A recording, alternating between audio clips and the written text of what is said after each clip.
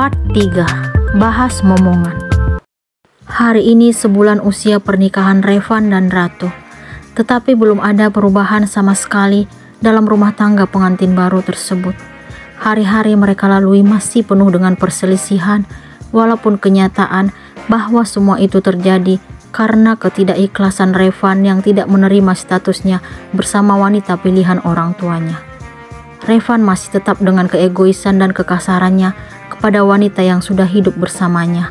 Ia belum dapat menerima kebenaran yang jelas-jelas ada di depan mata. Sikap yang ia tunjukkan seolah-olah tidak ingin berdamai dengan keadaan yang telah terjadi. Hatinya tetap membeku dan terus menyalahkan Ratu. Akan tetapi, sikap yang Ratu tunjukkan tetap baik dan menerima perlakuan Revan. Penuh kelembutan dan berusaha tegar, ia dengan ikhlas melakukan yang terbaik sebagai istri. Ia sama sekali tidak pernah membalas keangkuhan suaminya.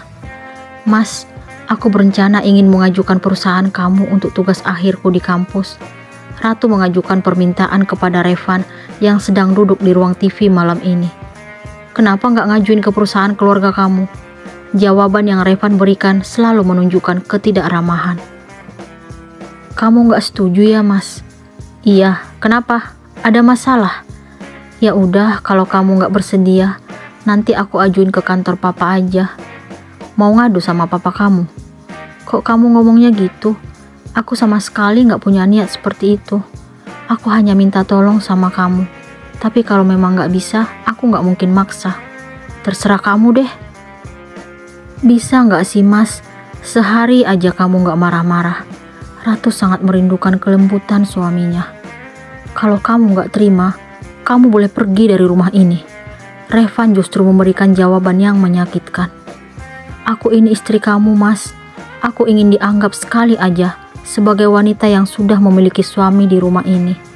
Aku tidak berharap lebih dari kamu. Yang aku minta hanya satu, kamu bisa menganggapku ada. Jangan mimpi. Sampai kapanpun, kamu gak pernah ada bagiku.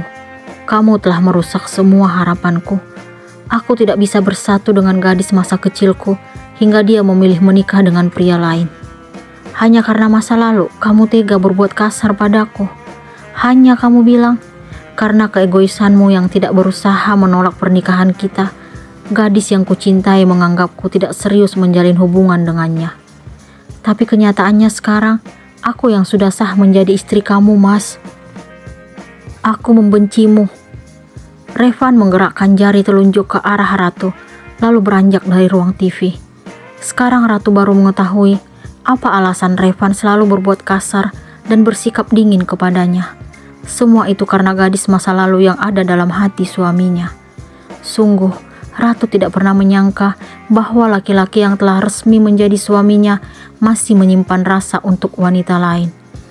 Namun, kenyataan pahit yang ia alami kini tidak membuatnya menyerah begitu saja. Ia tetap dengan niat dan tekad awal menjadi istri yang berbakti. "Hei," Cinta menepuk pundak Ratu yang terdiam dalam kelas. "Cinta?" Ratu memegang dadanya karena terkejut. "Ngelamunin apa sih? Aku kaget nih.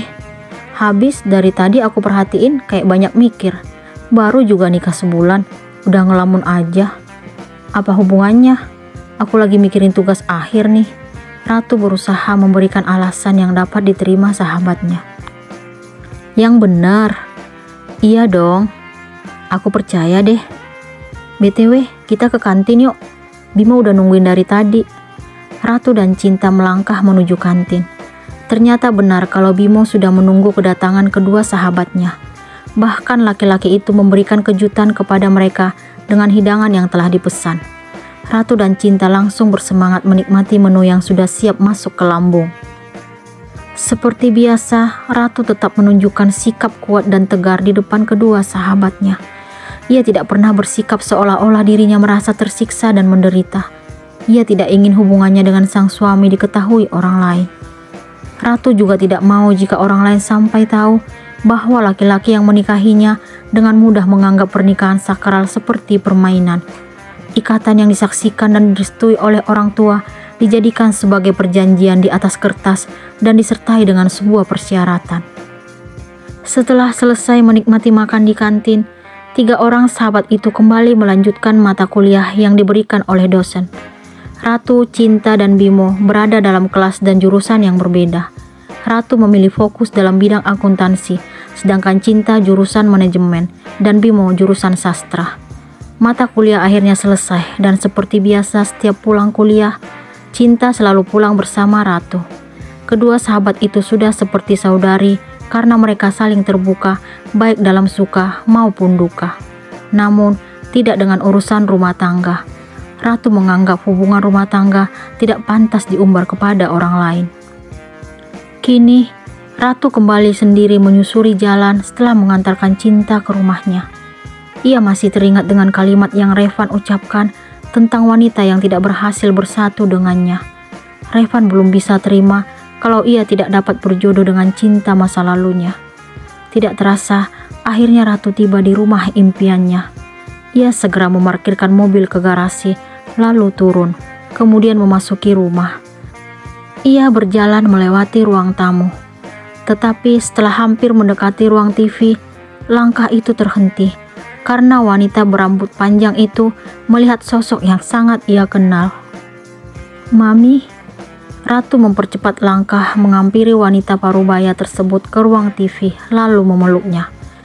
"Apa kabar, Nak?" Wanita itu menyambut hangat pelukan Ratu. "Alhamdulillah Ratu baik-baik aja, Mi. Mami gimana?" Ratu melepas pelukannya. "Alhamdulillah Mami juga sehat. Mami datangnya sama siapa?" "Mami sendirian, tadi dianterin sopir." Ratu tidak menyangka bahwa ibu mertuanya berkunjung ke istana Cinta miliknya dan Revan. Sekarang ia merasa bahagia karena dapat bertemu dengan seseorang yang ia hargai dan sayangi. Walaupun Revan tidak pernah menyetujui hubungan mereka, tetapi tidak membuat Ratu untuk tidak menghormati sang mertua. Ratu dan ibu mertuanya berbincang panjang lebar. Tanpa mereka sadari, hari sudah sore. Revan akhirnya kembali pulang setelah melakukan pekerjaan di kantor. Ia sama kagetnya dengan Ratu, melihat sosok wanita parubaya yang tak lain adalah ibunya sendiri. "Mami sama siapa?" tanya Revan setelah memeluk ibunya. "Kalian berdua itu sama aja ya?" Bu Sandra tersenyum kepada putranya. "Maksud Mami?"